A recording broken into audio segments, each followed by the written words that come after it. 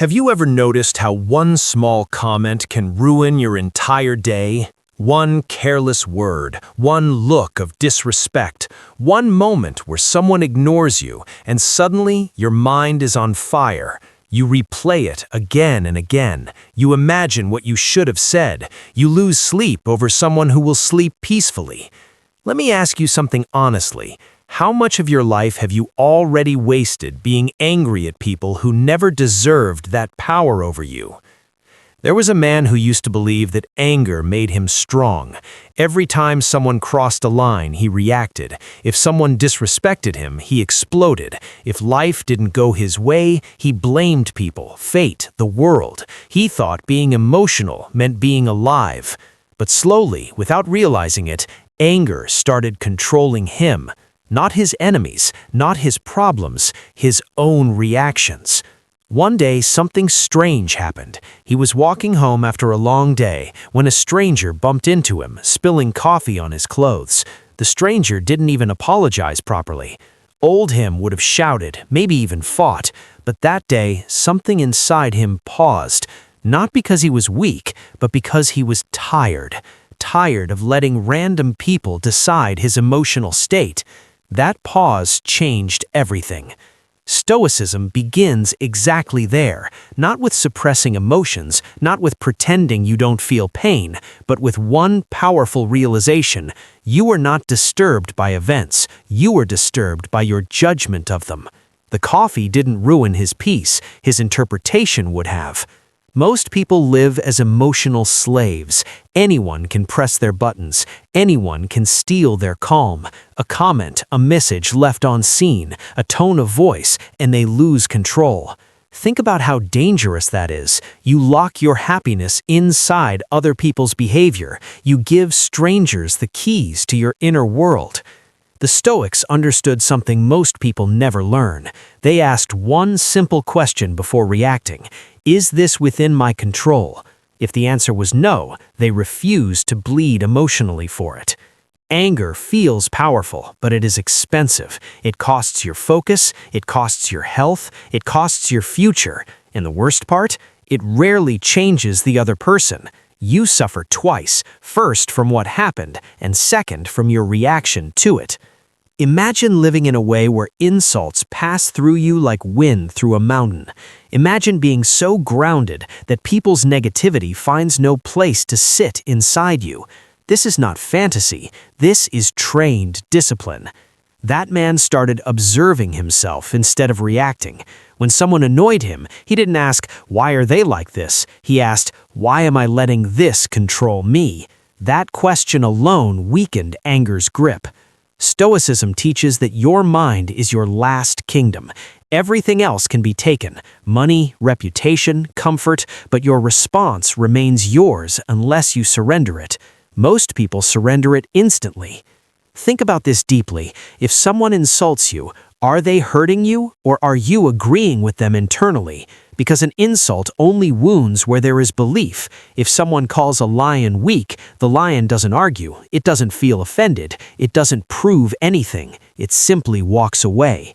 The Stoics were not emotionless. They felt deeply, but they chose when to engage and when to remain untouched. They understood that reacting to every provocation is a form of weakness disguised as strength. That man began practicing silence, not silent suffering, silent power. When provoked, he delayed his response. 10 seconds, then a minute, then sometimes no response at all. And something surprising happened. The anger faded faster each time. The fire needed fuel, and he stopped feeding it. People around him didn't change. The world didn't become kinder, but his life became lighter. Ask yourself this now and be honest. How many times have you been angry today over something you couldn't control? How many times did you give your energy away for free? This is only the beginning, because the real freedom is not in controlling others, it is in mastering yourself. As his awareness grew, he began to notice a pattern most people never see. Anger always arrived with a story about disrespect, a story about injustice, a story about "I deserve better." But stories are not facts. They're interpretations, and interpretations can be changed. He realized that every time he got angry, he was making an unspoken demand on the world that people must behave according to his expectations. But the world never signed that contract. People are careless, people are emotional, people are wounded. Expecting perfection from them was silent self-harm. Stoicism does not say people won't hurt you. It says you must decide whether you will carry that hurt with you. When someone spoke harshly to him, instead of reacting, he imagined zooming out. He pictured that person's entire life, their stress, their failures, their fears, not to excuse their behavior, but to understand one truth. Hurt people project hurt. Suddenly, the words felt smaller, less personal, less heavy. He stopped asking, "Why did this happen to me?" and started asking, "What does this require of me now? Calm or chaos, dignity or drama, strength or ego?" One day, someone deliberately insulted him in front of others, clearly trying to provoke a reaction. Silence fell. Everyone watched, waiting for the explosion. But he smiled softly and said nothing. That moment felt uncomfortable at first, like swallowing fire without screaming. But minutes later, something incredible happened. The attacker looked foolish. The power shifted without a single word. That was the day he understood a core Stoic truth. The person who loses control loses the battle, even if they shout louder. Anger wants expression. Discipline wants direction. When he felt anger rise, he redirected it into action, exercise, work, learning, building. The emotion didn't disappear, it transformed. Fire can burn a house or forge steel. The choice belongs to the one who controls it. He learned to practice negative visualization, a Stoic technique that sounds dark but brings peace. He would imagine losing respect, losing comfort, losing approval, and then he would ask himself, could I still stand? The answer was always yes, and because of that, insults lost their bite. You cannot threaten a man with what he has already accepted. Most people are addicted to reaction. They think expressing anger proves self-respect, but true self-respect is not letting others drag you into emotional chaos. Reacting impulsively is easy, restraint is rare, and rarity creates power. He trained his mind like a fortress, not walls of bitterness, but gates of choice. Not everyone deserved access, not every comment required entry. Just because something knocks does not mean you open the door. Over time, he noticed something subtle. People started treating him differently. Not because he became aggressive, but because he became unshakable. Calm has weight. Silence has authority. When you stop being emotionally available to nonsense, nonsense stops looking for you. Let me ask you something important. What if the reason people keep disrespecting you is because you keep reacting? What if peace is not something you demand, but something you embody? Stoicism is not about killing emotion. It is about placing emotion under command. You still feel anger, but anger no longer decides. You do. By now, he had learned how not to be bothered, but there was still one final lesson that changed everything. How to remain calm even when life itself tests you. Life eventually tested him in a way no insult ever could. Not with words, but with loss. A plan he worked on for years collapsed overnight. Trust was broken. People he relied on disappeared. There was no one to argue with, no one to blame directly. Only silence. In the past, this would have destroyed him. He would have burned with anger, asked why life was unfair, cursed people and fate. But this time, something was different. He sat quietly and remembered the most powerful Stoic lesson of all.